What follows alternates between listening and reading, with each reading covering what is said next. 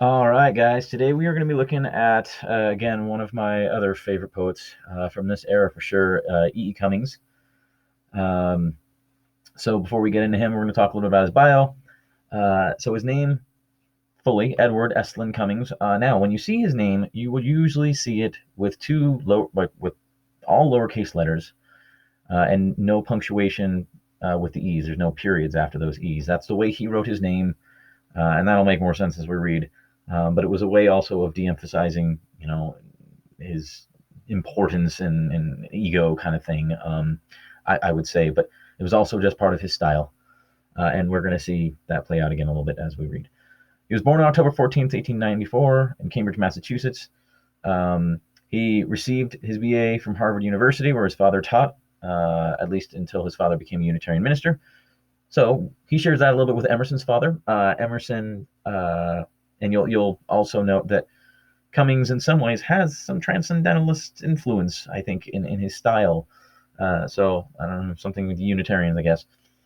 He left the United States for France as volunteer ambulance driver in World War I and was imprisoned for several months by French authorities for suspicion of treason due to letters he'd written that were just, explaining the state of affairs and things like that. And there's details there, but he did survive.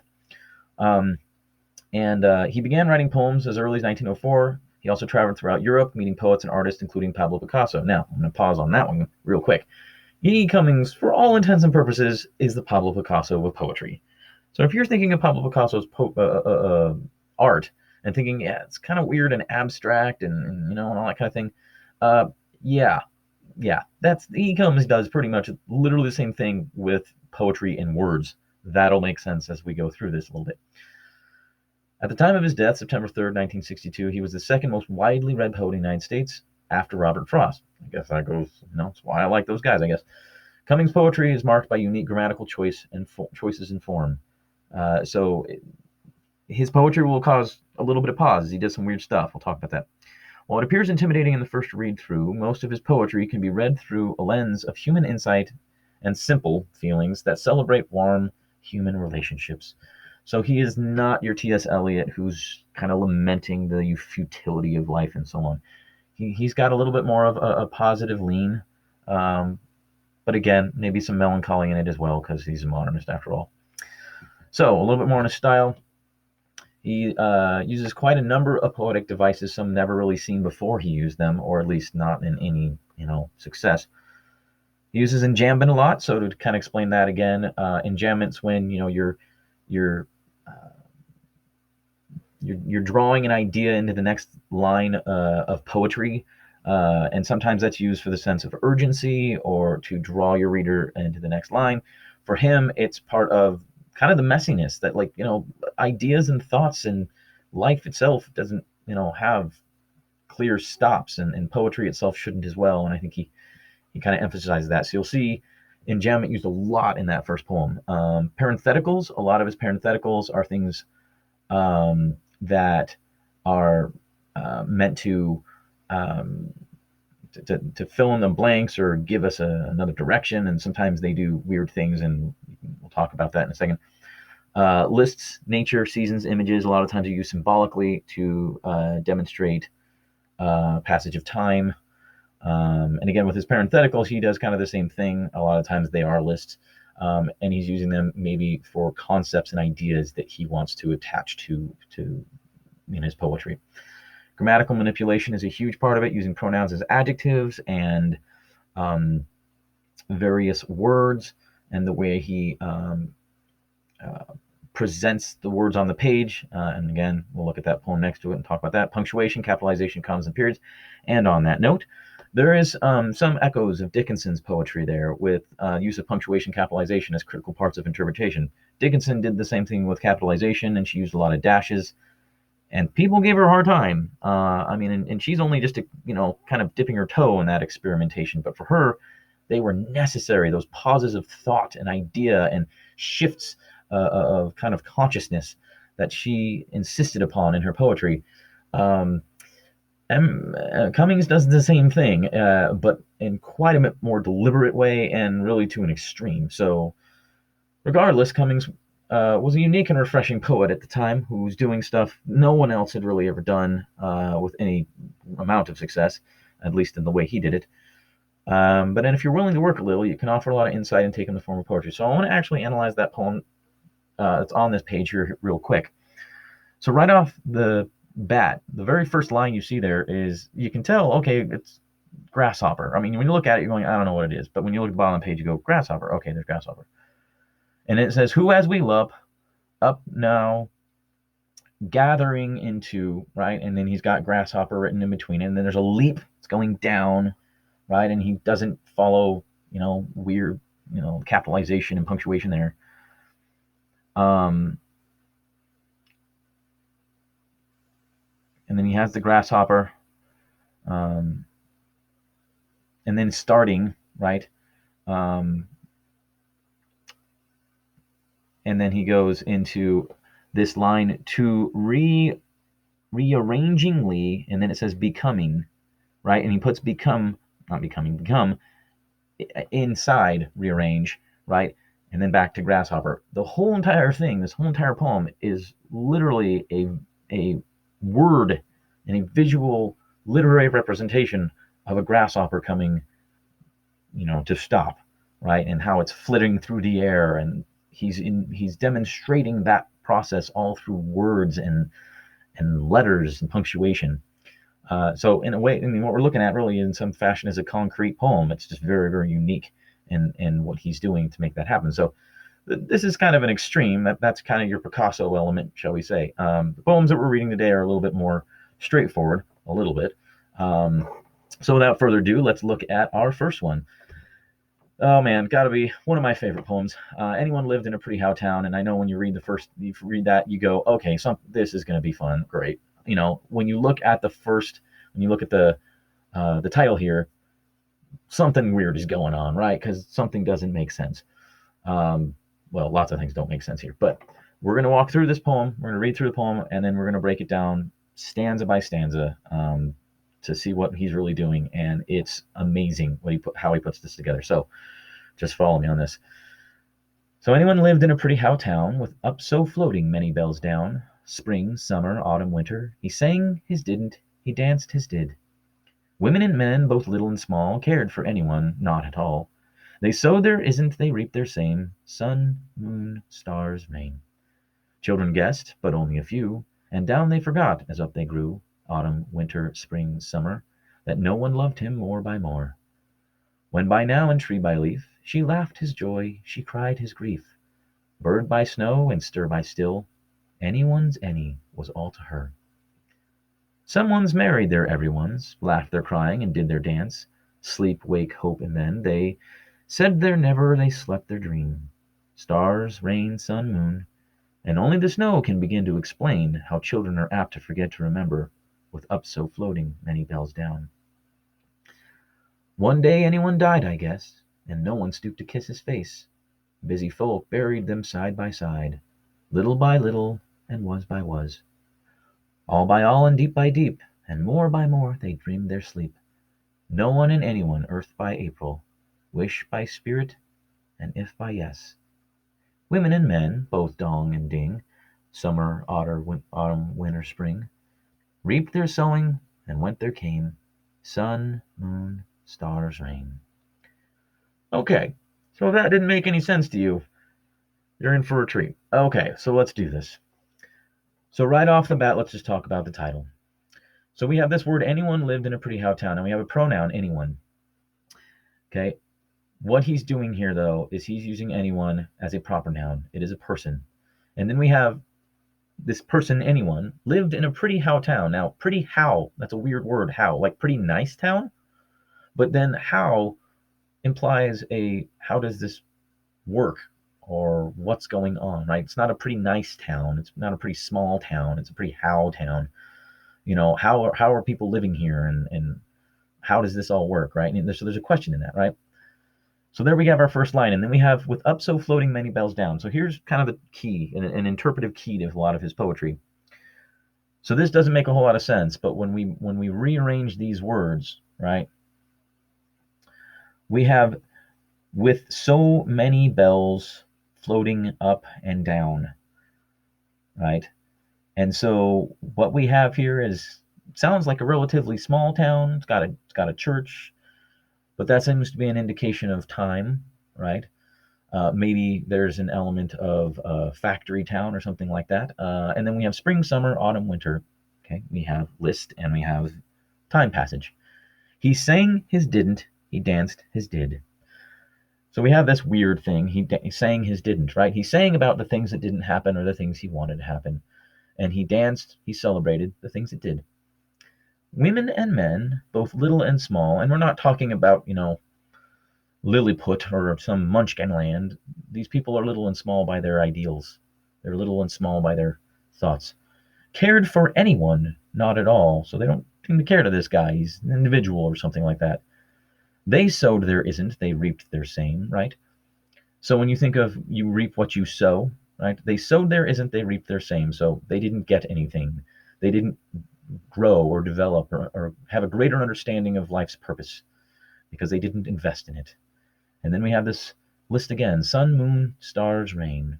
Elements of time, elements of the celestial bodies, the heavens, these things that can give us pause and make us think about systems and the connectivity of the world and the universe altogether.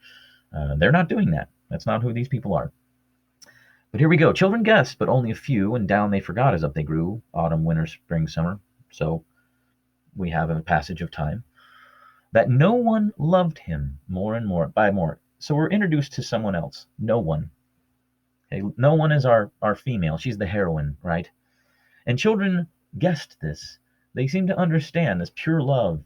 Children are innocent enough to understand this love between anyone and no one, right? These two people. When by now and tree by leaf, there's this development here, and tree by leaf, right? That we have something large that came from something small, right? She laughed his joy, she cried his grief. This is a woman who feels, right? This no one character feels his same emotions. She shares these emotions with him. Bird by snow and stir by still, anyone's any was all to her, right? That over as time goes on, right? In these different um, these different elements, and we also have something going on here, right? Birds stir and snow is still, right? It's these elements of nature that indicate this love as a natural one and a pure one.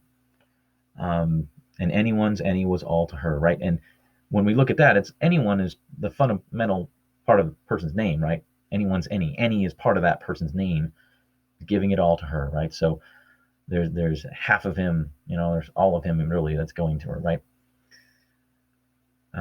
Someone's married their everyone's. So we're talking about other people, right? Not anyone.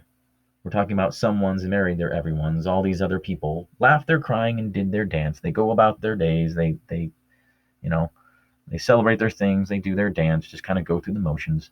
Sleep, wake, hope, and then, right? The process of life. You go to sleep. You wake up. You hope, and then they said they're never. They slept their dream, right? They talked about things and never really come to happen, and they sleep their dreams. They can only dream about, a meaningful life. Stars, rain, sun, moon. Again, there's more development here. And only the snow can begin to explain how children are apt to forget to remember with up so floating many bells down. Now, the snow, right, is a symbol, right, of winter time, but it's also a passage of time. Snow will fall and stay for a while, but then it melts away. And that's how children are apt to forget to remember, right? That children, as time goes on, right, the up so floating many bells down, children forget. They lose their innocence, essentially, and are unable to really truly understand the love that this anyone and no one has. So it says, one day anyone died, I guess. And even our speaker is just like, just happens. And no one stooped to kiss his face, right? His love. Busy folk bury them side by side, little by little and was by was, as time goes on, right? As they lose the memory of these people. They weren't really that important to anybody in particular. And then all by all and deep by deep, and more by more, they dream their sleep. Right? And that's the other people as time goes on, just falling deeper and deeper. And then no one and anyone, earth by April, right? That's indication of their decay. But then we have this line, wish by spirit and if by yes. There's almost a promise in this line. Does their spirit carry on? Do they have any sort of afterlife? And the answer is yes. If by yes. Well, if there is, then yes, they do, right? So if you wish your spirit to live on, right? And if that is possible, yeah, then yes, they will. And then we have women and men, both dong and ding, right? Just kind of, elements of time or as they grow. Um, Summer, autumn, winter, spring reaped their sowing and went their cane, sun, moon, stars rang. And so life moves on for all these other people and it just kind of goes on. And this beautiful love story and this pure love story between this anyone and no one turns out to be just their own story with no significance to the average everyday person going about their life and going through the motions and not truly seeking any true meaning of life. Now, in that interpretive element there, we have a love story. But then there's another interpretation of this poem. It's one of the reasons I love this guy. Because when we read this and we see anyone and no one, and if we take them a little bit more literal, what we have is a town full of people who don't really love anybody, don't love anyone, and no one loves anyone, right? I mean, that's what they're saying. So there's this callousness of this town. He's literally just describing a town of people who just go about their lives and don't seem to really understand. And there really is no love among any of these people, right? And so he's got both a love story between these two characters, if you put them as proper nouns, and then there's this other story, which is a town full of people who just don't love each other. Town full of people. I mean, an everyday world really full of people who just go about their lives, right?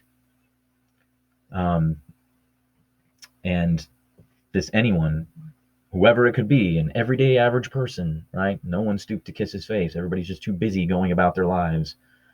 And there you have it. So he's kind of messing with both of these concepts and ideas, and he absolutely is layering them into this poem. And it should give us pause. We talk about this and kind of look at what he did. So I know it's some weird stuff, but Cummings does this stuff to make us stop and think, and go, what's going on? It's not just I'll bury it. It's like, no, it's slapping you in the face to go, what the heck is happening here? So this is one of the things I love about the guy. But when you really break it down, you just go, wow, that's really some awesome stuff. It's beautiful, ideas and masterfully executed. I mean, so let's take a look at the second poem, another one of my favorites, and talk about a bit of a scathing one, but got a little bit of more social commentary going on in this one. And I love what he does with this, but we're gonna see a little bit more of that enjambment going on and how he actually hits it. So here we go. Pity this busy monster, man unkind. Right off the bat, we have something weird going on, right? Because we think mankind, and he calls it a busy monster, right? But here we go. Pity this busy monster, man unkind, not. There's that enjambment. Progress is a comfortable disease. Your victim, death and life safely beyond, plays with the bigness of his littleness. Electrons defy one razor blade into a mountain range. Lenses extend, unwished through curving where when till unwish returns on its unself. A world of made is not a world of born. Pity poor flesh, and trees, poor stars and stones, but never this fine specimen of hyper-magical ultra-omnipotence. We doctors know a helpless case if, listen, there's a hell of a good universe next door. Let's go. Oh, man. Whew. All right, let's break this guy down too. So, I mean, man unkind, right? There, right off the bat, we know there's this criticism, this holistic criticism of humanity. But he says, pity this busy monster, man unkind, not, right? Don't pity man, because it's man unkind. And it says, progress is a comfortable disease, your victim, death and life safely beyond, right? Progress. We're busy working to the next level of things we want to do. And we don't think about life and death. We don't think about how we're living and the fact that life is fragile and this is a temporal experience, right? And it says, your victim, life, death, and life safely beyond, plays with the bigness of his littleness. right? And the victim he's talking about, right, is man unkind, mankind, plays with the bigness of his littleness, right? That we look into electrons or electron microscopes and deify one razor blade into a mountain range. We blow up this microscopic world that it may make us feel big and complex, right? And then unwish through curving where when till unwish returns on its unself, right? And it all comes back to us. A world of made is not a world of born, right? Just because we've made things doesn't mean we're bringing life to anything, right? Pity poor flesh and trees, poor stars and stones, but never this fine specimen of hypermagical ultra omnipotence, right? The amazing, wonderful things that we do, right? Don't pity man, right? Man has created this thing because of his amazingness, right? And because of his inquisitiveness and so on, and his ambition. All of these things ultimately distract us from the world born, right? Nature, trees and stars, stones. And then he goes this, right? This sort of last line that just is cutting. There's a hell of a good universe next door. Let's go, right? And he's making fun in a way of man's scientific breakthroughs and the idea that somehow we'll be able to escape this reality that we ourselves have created with our own technology and creations. So again, it's that kind of folding in on itself that he's doing right here. So again, as we're looking at this poem, the thematic idea that we presented with is really a conversation about man's progress and whether or not what we think is important is really of value when we look at the great grand scheme of life itself and nature and the cycles. And again, there's an element of transcendentalism through this, I think. So we could talk quite a bit more about the way he uses his lines, his verbs, verbiage here, and different style that he's employing, or different poetic elements he's employing. But we'll leave it at that for now. And I hope you enjoy this guy. He's got other poetry out there that's amazing as well. But we'll leave it to these two guys for the sake of our time. Thanks for watching, guys. Bye.